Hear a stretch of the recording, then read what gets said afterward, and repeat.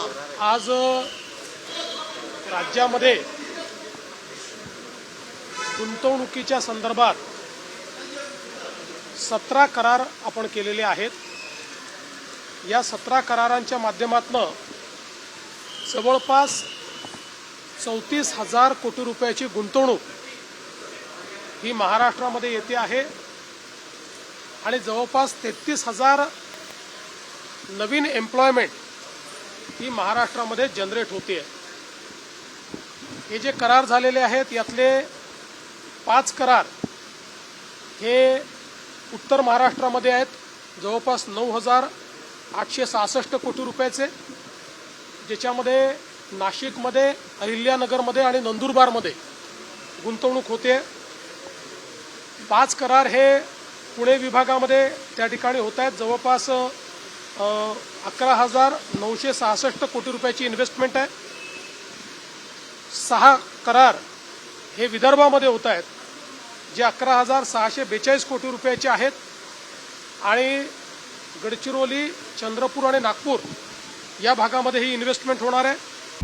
आता isakal.com आहे देशातील नंबर 1 ची मराठी न्यूज वेबसाईट। प्रत्येक अपडेटसाठी isakal.com ला नक्की भेट द्या। आणि 3,000 कोटी रुपयाची इन्व्हेस्टमेंट ही रायगडमध्ये आहे, ज्यामध्ये मोठ्या प्रमाणात त्या ठिकाणी एम्प्लॉयमेंट देखील जनरेट होणार आहे। आणि आपण जर बघितलं तर वेगवेगळ्या सेक्टरमध्ये देखील ही गुंतवणूक येते आहे। याच्यामध्ये EV बस आणि ट्रक आहे, याच्यामध्ये इलेक्ट्रॉनिक्स आहे, याच्यामध्ये स्टील आहे, याच्यामध्ये सोलर मॉड्यूल आहे, याच्यामध्ये डिफेन्स आहे आणि इतरही काही वेगवेगळ्या पद्धतीनं ही इन्व्हेस्टमेंट येते। एक GCC मध्ये देखील इन्व्हेस्टमेंट या ठिकाणी मिळालेली आहे। आणि मला असं वाटतं की महाराष्ट्र सरकारच्या ज्या काही अतिशय प्रोग्रेसिव्ह पॉलिसीज आहेत, आपण बघू शकतो की एकीकडे टेरिफ वॉर सुरू असताना देखील महाराष्ट्राला इतक्या मोठ्या प्रमाणात गुंतवणूक मिळणं हा गुंतवणूकदारांचा महाराष्ट्रावर असलेला विश्वास आहे। आपल्या उद्योग विभागाच्या माध्यमातून ज्या प्रकारे आपण मैत्रीसारखं एक पोर्टल तयार करून उद्योजकांना end to end digital experience दिलेला आहे, त्यांच्या गुंतवणुकीत सगळ्या मान्यता आपण त्यांना देतो आणि लवकरच आम्ही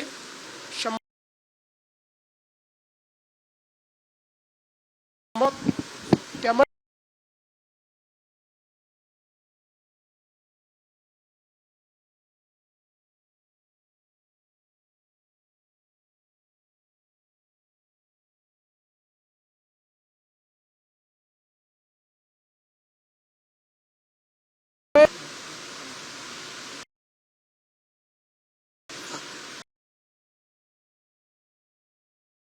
नांदेडमध्ये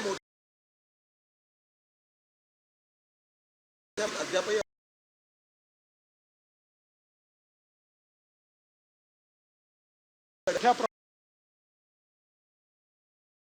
हे विशेषतः जी काही वरच्या भागातले धरणं आहेत त्या धरणांमधलं पाणी अधिक वेगानं सुटल्यामुळे खूप मोठ्या प्रमाणात त्या भागामध्ये पाणी शिरलेलं आहे।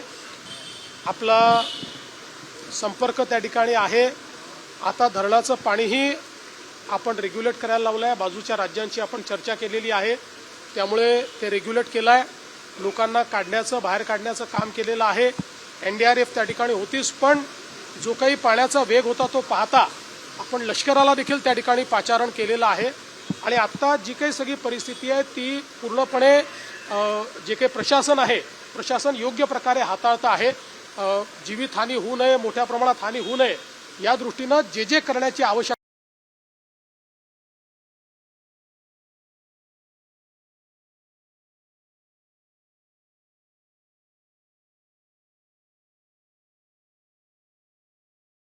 आल्यानंतर आम्ही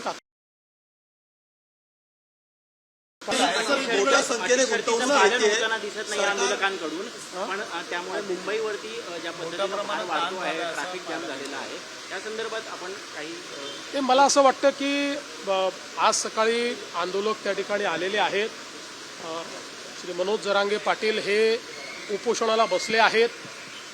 त्यांनी देखील सगळ्यांना आवाहन केलेलं आहे की आपल्याला नियमाने उपोषण करायचं आहे आणि सगळ्यांना सहकार्य करण्याचं आवाहन केलं आहे. शासनाची पण भूमिका सहकार्याचीच आहे, कारण आम्ही पहिल्या दिवशीपासून सांगितलं की लोकशाही पद्धतीनं एखादं आंदोलन जर चालत असेल तर त्या आंदोलनाला कुठलीच मनाई करण्याचं कारण नाही आहे. लोकशाहीमध्ये चर्चेतनं प्रश्न सोडवायचे असतात, आंदोलन त्याचा एक मार्ग असतो. त्यामुळे अशा प्रकारच्या आंदोलनाला जे काही सहकार्य पाहिजे ते सरकारच्या वतीनं आम्ही करतो. विशेषतः माननीय उच्च न्यायालयाने जे काही आदेश दिले आहेत त्या आदेशानुरूप त्या ठिकाणी सगळं सहकार्य चाललं आहे. हे खरं आहे की काही तुरळक प्रमाणात आंदोलकांनी काही ठिकाणी रास्ता रोको केला, थोडं ट्रॅफिक डिस्ट्रप्शन केलं, पण पोलिसांनी त्यांच्याशी चर्चा केल्यानंतर त्याही ठिकाणी आंदोलकांनी सहकार्य केलेलं आहे आणि त्या जागा मोकळ्या केलेल्या आहेत. पण अर्थात इतक्या मोठ्या प्रमाणात लोक आल्यानंतर काही ना काही ट्रॅफिकचं डिस्ट्रप्शन हे होत असतं. ते डिस्ट्रप्शन झालेलं आपल्याला पाहायला मिळतंय. अर्थात या सगळ्या गोष्टींमध्ये एकाच गोष्टीची खबरदारी निश्चितपणे घ्यावी लागेल की काही लोकच जरा वेगळ्या पद्धतीनं वागतात आणि त्यांनी मग संपूर्ण आंदोलनाला गालबोट लागतं. तर अशा प्रकारे कोणी वागू नये याच्याकडे लक्ष द्यावं लागेल. आणि मला असं वाटतं की श्री मनोज जरांगे पाटील यांनीही तशाच प्रकारचं आव्हान केलेलं आहे की कोणीही अलोकतांत्रिक पद्धतीनं किंवा आडमुठेपणानं या ठिकाणी वागू नये.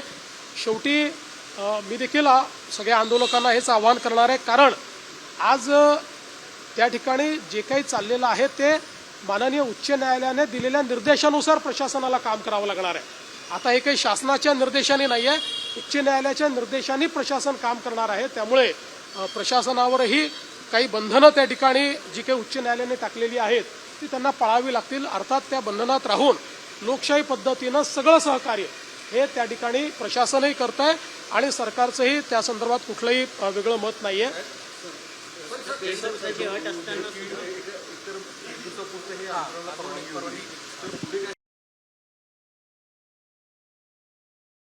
आणि पुन्हा परवानगी मागितलेली आहे. राहून जी काही राहून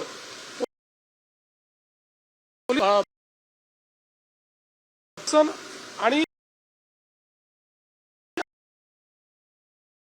त्याच्या अनुरूप मला असं वाटतं की प्रशासन सकारात्मक त्या संदर्भातला विचार करेल आणि शेवटी या आंदोलनामध्ये ज्या काही त्यांच्या मागण्या आहेत त्या मागण्यांच्या संदर्भातही जो काही मार्ग काढता येईल तो काढण्याचा सरकारचा प्रयत्न आहे. आपल्याला माहिती आहे की आम्ही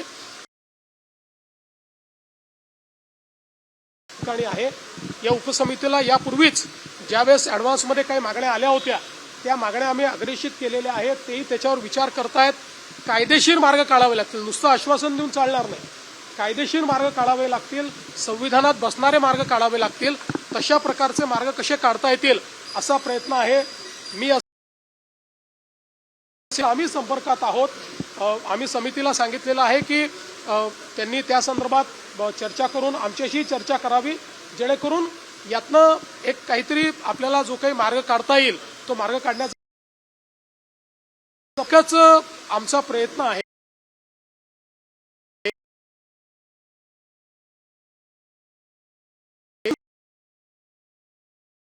ओबीसी समाजालाही आपल्याला सांभाळावं लागेल, मराठा समाजालाही न्याय द्यावा लागेल.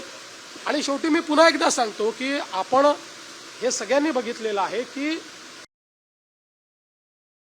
जेवढा काळ आमचं पहिलं युतीचं सरकार होतं, दुसरं युतीचं सरकार आणि आता तिसरं युतीचं सरकार, या काळातच मराठा समाजाला न्याय मिळालेला आहे. इतर कुठल्याही काळात मराठा समाजाला न्याय मिळालेला नाही. आरक्षण देण्याचं कामही आम्ही केलं आहे, सारथीचं कामही आम्ही केलेलं आहे, अण्णासाहेब पाटील आर्थिक विकास महामंडळाचं कामही आम्हीच त्या ठिकाणी करू.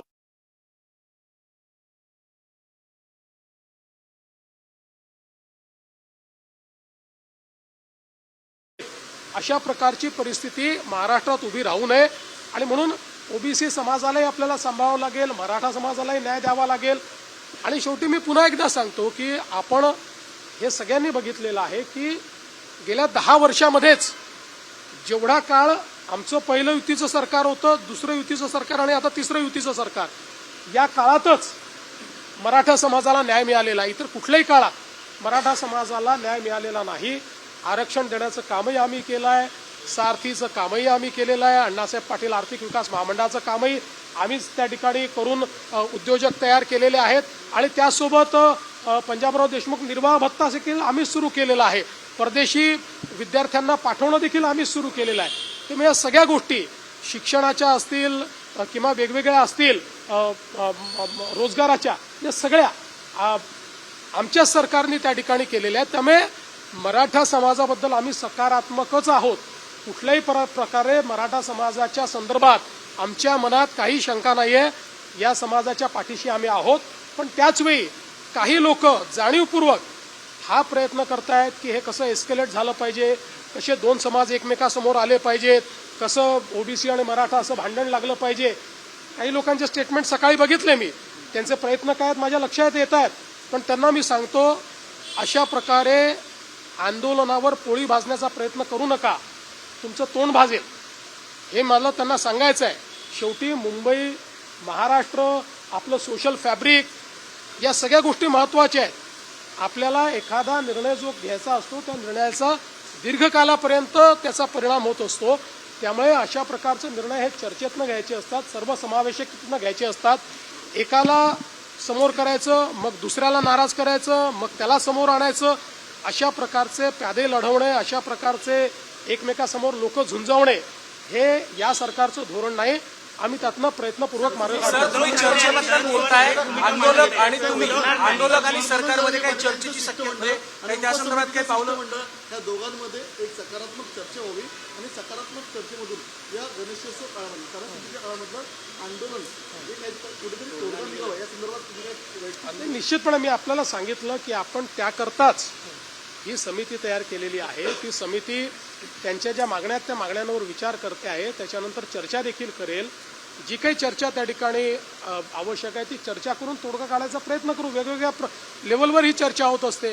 त्यामुळे आणि यापूर्वीही चर्चा एक प्रकारे कमिटीने सुरूच केलेली आहे. कारण मागण्यांवर कमिटीची एक बैठक देखील झालेली आहे. आणि मग त्यातनं कमिटीने वेगवेगळे म्हणजे त्या मागण्यांच्या संदर्भात कायदेशीर पोझिशन काय आहे. आता शिंदे समिती आहे, शिंदे समितीचा अभ्यास कुठपर्यंत आलेला आहे.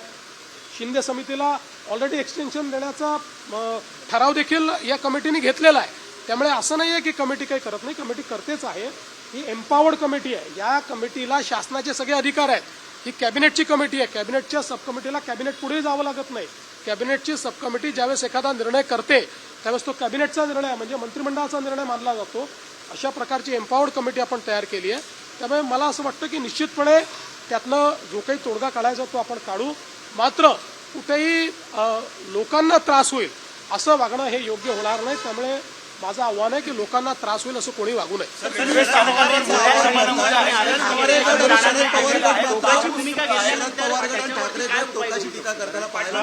गोळ्या झेलू पण आम्ही मागे हटणार नाही आणि उठणार नाही, अशी जी इतकी टोकाची भूमिका घेतली जाते. असं आहे की शेवटी चर्चेतनं मार्ग निघेल ना, चर्चेतनंच मार्ग निघत असतो. मला असं वाटतं की त्यांनाही माहिती आहे कायदे आहेत, व्यवस्था आहेत, समित्या आहेत. त्यामुळे सगळ्या गोष्टी एकदम सगळ्या पदरी पडतात असं नाही आहे. पण आपण चर्चेतनं मार्ग काढत असतो. आता मागच्या काळामध्ये आपण 10% रिझर्वेशन दिलं. आज अशी परिस्थिती नाही आहे. 10% आरक्षण लागू आहे. त्या आरक्षणाप्रमाणे भरती झाली आहे, भरती चालली आहे. त्याच्यामध्ये ते आरक्षण कुठेही कोर्टाने नाकारलेलं नाही. कोर्टात आरक्षण आतापर्यंत नीट टिकलेलं आहे. त्यामुळे आत्ताची परिस्थिती अशी नाही की मराठा समाजाला आरक्षण नाही आहे, ते ऑलरेडी आहेच. मराठा समाजाचं आरक्षण टिकलेलं आहे. पण एक गोष्ट मात्र निश्चित आहे की वेगवेगळे पक्ष जे या संदर्भात सोयीची भूमिका घेत आहेत त्या पक्षांना माझं हे आव्हान आहे की सोयीची भूमिका घेऊ नका. भूमिका घ्यायची तर ठाम भूमिका घ्या. ठाम भूमिका घेताना दिसत नाही. आम्ही तर बोललोच होतो, याचंही करा आणि त्याचंही करा, अशा प्रकारची भूमिका नको. जे कायदेशीर आहे ती कायदेशीर भूमिका घ्या ना. तुमची भूमिका सांगा काय कायदेशीर भूमिका आहे. या संदर्भात ते भूमिका याकरता सांगणार नाहीत, कारण त्यांना समाजामध्ये भांडण होताना कुठेतरी त्यातनं राजकीय फायद्याचा वास येतो. आम्हाला राजकीय फायदा करून घ्यायचा नाही. आम्हाला सगळे समाज सांभाळायचे आहेत. आमचं सरकार इतक्या मोठ्या संख्येनं या ठिकाणी निवडून आलं कारण आम्ही सगळ्या समाजाला सांभाळलेलं आहे. सगळ्या समाजाने आम्हाला मतदान केलेलं आहे. त्याच्यामुळे आम्हाला सगळ्यांना सांभाळावं लागेल. सगळ्यांना सांभाळून सगळ्यांचे ॲस्पिरेशन्स जे आहेत ते ॲस्पिरेशन्स कसे पूर्ण करता येतील हे आम्हाला प्रयत्न करायचा आहे. हाच मुद्दा ओबीसी मधून मराठा समाजाला आरक्षण द्यावं अशी मागणी जरी जरांगे पाटील करत असले, काँग्रेस असेल किंवा ठाकरे गट असेल किंवा शरद पवार गट असेल, ते मात्र यावरती ठाम भूमिका घेत नाही. सरकारने निर्णय घ्यावा असं उत्तर दरवेळी. म्हणूनच मी मागतो, कारण या सगळ्या लोकांनी मागच्या काळामध्ये याच्या संदर्भात एक सर्वपक्षीय बैठकीत ठराव करून सह्या केलेल्या आपल्याला सगळ्यांना माहिती आहे. त्यांनी सह्या केलेल्या, त्यांचं पत्र आहे, पब्लिक डोमेनमध्ये पत्र आहे. त्यामुळे त्यांची भूमिका काय आहे ही त्या पत्रातनं बाहेर आलेली आहे. म्हणून मी म्हटलं की आता सोयीची भूमिका घेणं आणि लोकांची दिशाभूल करणं हे बंद केलं पाहिजे. या ठिकाणी आपल्याला महाराष्ट्राचं सोशल फॅब्रिक हे कसं नीट ठेवता येईल, आपली सामाजिक वीण ही कशी नीट ठेवता येईल, हा प्रयत्न आपल्याला करावा लागेल. पाऊस देखील आहे तो सुरू झालेला आहे मुंबईमध्ये, त्यामुळे रेल्वे स्थानकांवर सध्या मोठ्या प्रमाणामध्ये हे आंदोलन करते. नाही, पण मला असं वाटतं की काही ठिकाणी आंदोलकांनी रास्ता रोको वगैरे केला, पण पोलिसांनी बोलल्यानंतर रस्ता त्यांनी रिकामाही केला. सर, आज पीएम मोदी ने जापान जाके महाराष्ट्र के इन्वेस्टमेंट की तारीफ की है. All credit goes to you. आज कितने एमओयू साइन हुए हैं और क्या इन्वेस्टमेंट? देखिए, सबसे पहले तो मैं आपको बताना चाहता हूं कि महाराष्ट्र में आज हम लोगों ने 17 एमओयू साइन किए हैं. करीब 34,000 करोड़ के एमओयूज हैं. इसमें करीब 33,000 न्यू एम्प्लॉयमेंट जनरेट हो रही है. ये नासिक विभाग में नासिक है, अहिल्यानगर है, नंदुरबार है, यहाँ पर एमओयूज है. पुणे विभाग में पुणे में एमओयूज हुए हैं. विदर्भ में नागपुर है, चंद्रपुर है, गढ़चिरौली है, और हमारे रायगढ़ में भी एमओयूज यहाँ पर साइन हुए हैं. और इसके कारण बड़े पैमाने पर एम्प्लॉयमेंट आएगी. ये ईवी में है, बस में, ईवी बस में, ईवी ट्रक में, सोलर मॉड्यूल में, डिफेंस मैन्युफैक्चरिंग में, जीसीसी में, यानी हर प्रकार के एमओयूज ये आज हुए हैं और बहुत क्रेडिबल ऐसी इंस्टीट्यूशंस के साथ हुए हैं. और मैं ऐसा मानता हूं कि एक प्रकार से महाराष्ट्र में ईज ऑफ डूइंग बिजनेस का जो काम हम कर रहे हैं उसके ऊपर लोगों ने विश्वास जताया. सर, उद्धव ठाकरे का कहना है कि मराठाओं के कंधों पर बंदूक रखकर कौन गोलियां चला रहा है, ये खुद मुख्यमंत्री ढूंढ कर. देखिए, उद्धव ठाकरे जी के सरकार के कार्यकाल में मराठा समाज के लिए किया हुआ एक काम वो दिखाए, उसके बाद बोले. आता isakal.com आहे देशातील नंबर 1 ची मराठी न्यूज वेबसाईट. प्रत्येक अपडेटसाठी isakal.com ला नक्की भेट द्या.